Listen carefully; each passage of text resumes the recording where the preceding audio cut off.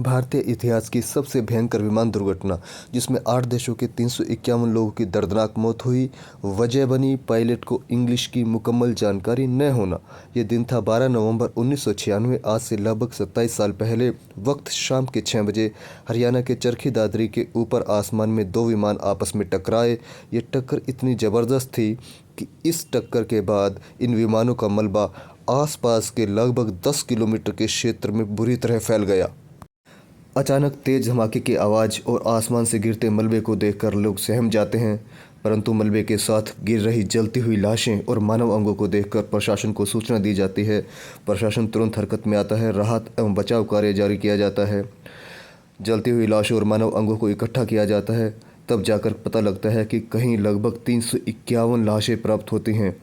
उन लाशों को रखने के लिए दादरी का सरकारी अस्पताल छोटा पड़ जाता है। चारों तरफ से मेडिकल टीम्स बुलाई जाती हैं। लाशों को इकट्ठा करके एक स्थान पर रखा जाता है। जिन लाशों की पहचान हो जाती है, उन्हें उनके वारिसों को सौंपने की तैयारी होती है, परंतु बहुत सारी लाशें ऐसी होती हैं जिनकी मुकम्मल पहचान उस दिन नहीं हो पाई। जिन लाशों की शिनाख्त नहीं हो पाई, उन्हें लेकर हिंदू और मुस्लिम संगठन अपना अपना दावा करने लगे। अंत में यात्रियों के अनुपात में उन लाशों को, उन मानव अंगों को दोनों संगठनों के बीच में बांट दिया गया। जिनके अंतिम संस्कार की क्रियाएं उन दोनों संगठनों ने अपने अपने विधि विधान से पूरी की। मंजर इतना खौफनाक था कि जिसने देखा उसका दिल कांप उठा। लेकिन ऐसा कैसे हुआ कि जब एक पायलट की थोड़ी सी एक भाषा की जानकारी न होने की वजह से इतनी बड़ी घटना घट गई? आइए जानते हैं इस घटना का वास्तविक कारण क्या था। इसके लिए हम आपको लेकर चलते हैं उस दिन 12 नवंबर 1996 को क्या हुआ था।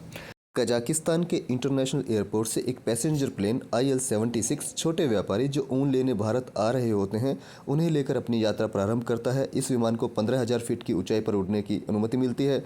दूसरी तरफ दिल्ली से सऊदी एयरलाइन का बोइंग 747 कार्गो प्लेन, जिसमें दुबई काम करने जा रहे लोग होते हैं, अपनी यात्रा प्रारंभ करता है। इसे 14,000 फीट की ऊंचाई पर उड़ने की अनुमति मिलती है। इस हिसाब से दोनों विमानों के बीच में 1,000 फीट का गैप होता है। लेकिन जैसे ही कजाकिस्तान का प्लेन भारतीय सीमा में प्रवेश करता है, उसे ATC से मिलने वाली इंस्ट्रक्शंस जो इंग्लिश में होती हैं, उसे समझने में दिक्कत होती है। वो उस इंग्लिश की इंस्ट्रक्शन को नहीं समझ पाने के कारण अपने विमान को 14,000 फीट की हाइट पर ले आते हैं, जिससे दोनों विमान आमने सामने हो जाते हैं और उनके बीच में एक भीषण टक्कर होती है। ये टक्कर इतनी भीषण होती है जिसमें कोई भी यात्री जीवित नहीं बचता। बाकी कहानी हम आपको वीडियो में पहले बता चुके हैं। पर इस दुर्घटना के बाद एविएशन इंडस्ट्री में कौन से बड़े बदलाव हुए, दुनिया ने क्या सीखा?